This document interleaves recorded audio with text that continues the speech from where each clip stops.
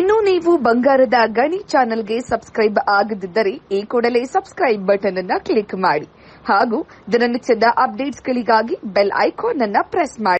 ವಿಶ್ವ ಹಿಂದೂ ಪರಿಷತ್ ಭಜರಂಗದಳ ಸಹಯೋಗದಲ್ಲಿ ಬೃಹತ್ ಶ್ರೀರಾಮ ಶೋಭಾಯಾತ್ರೆಯನ್ನ ಹಮ್ಮಿಕೊಳ್ಳಲಾಗಿತ್ತು. ನಗರದ ಹನುಮಂತಪುರ ಗೇಟ್ ಬಳಿಯ ಶ್ರೀ ಆಂಜನೇಯ ಸ್ವಾಮಿ ದೇವಾಲಯದಿಂದ ಆರಂಭಗೊಂಡಿತು.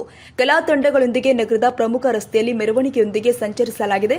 ಆಂಜನೇಯ ಸ್ವಾಮಿ ಮೂರ್ತಿ ಹಾಗೂ ಶ್ರೀರಾಮ ಪ್ರತಿಮೆಗಳು ವಿಶೇಷವಾಗಿ ಮೆರವಣಿಗೆಯಲ್ಲಿ ಗಮನ ಸೆಳೆದಿದ್ದಾವೆ. ಜೈ ಶ್ರೀರಾಮ್ ಎಂಬ ಘೋಷವಾಕ್ಯವನ್ನ ಕೂಗುತ್ತಾ ಬಸ್ ನಿಲ್ದಾಣದ ತನಕ ಮೆರವಣಿಗೆ ಸಂಚರಿಸಿದೆ.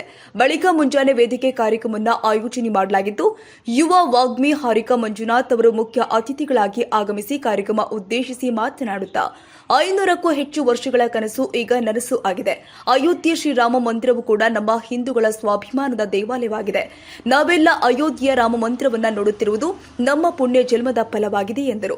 ಮುಂದಿನ ದಿನದಲ್ಲಿ ಸಂವಿಧಾನಾತ್ಮಕವಾಗಿ ಮೂಲ ಕೃಷ್ಣ ಜನ್ಮಭೂಮಿಯಾದ ಮಥುರವನ್ನ ನಾವೇ ಪಡೆಯುತ್ತೇವೆ. ಸ್ವಾಮಿ ವಿವೇಕಾನಂದರ ಪ್ರತಿಯೊಂದು ತತ್ವಗಳನ್ನ ಯುವ ಸಮಾಜ ಪಾಲನೆ ಮಾಡಬೇಕು. ಸಂಘಟನೆಯ ಮೂಲಕ ಮಾತ್ರ ಕಲಿಯುಗದಲ್ಲಿ ನಾವೆಲ್ಲರೂ ಕೂಡ ಮೆಟ್ಟಿ ನಿಲ್ಲಬೇಕಾಗಿದೆ. ನಾವೆಲ್ಲರೂ ಜಾತಿಯನ್ನ ಮರೆತು ಹಿಂದೂ ಎಂಬ ಭಾವನೆ ಪ್ರತಿಯೊಬ್ಬರಲ್ಲೂ ಬರಬೇಕಾಗಿದೆ.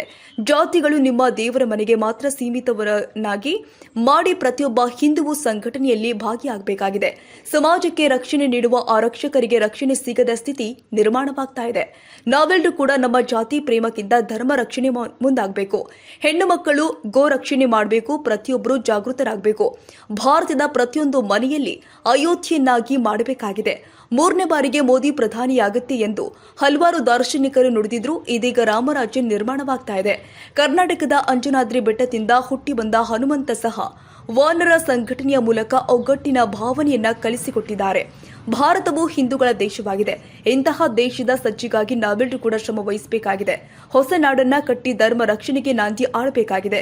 ದೇಶದ ರಕ್ಷಣೆಯ ಜಾಗೃತಿಗಾಗಿ ನಮ್ಮ ಕೈಲಾದಷ್ಟು ಸೇವೆಯನ್ನ ಮಾಡಬೇಕು. ಇದು ನಮ್ಮ ಧರ್ಮದ ಉಳಿವಿಗಾಗಿ ನಾವು ಕೊಡುವ ಅತಿ ದೊಡ್ಡ ಕೊಡುಗೆ ಎಂದರು. ಕಾರ್ಯಕ್ರಮದಲ್ಲಿ ಸಾವಿರಾರು ಸಂಖ್ಯೆಯಲ್ಲಿ ಭಾಗಿಯಾಗಿದ್ದರು.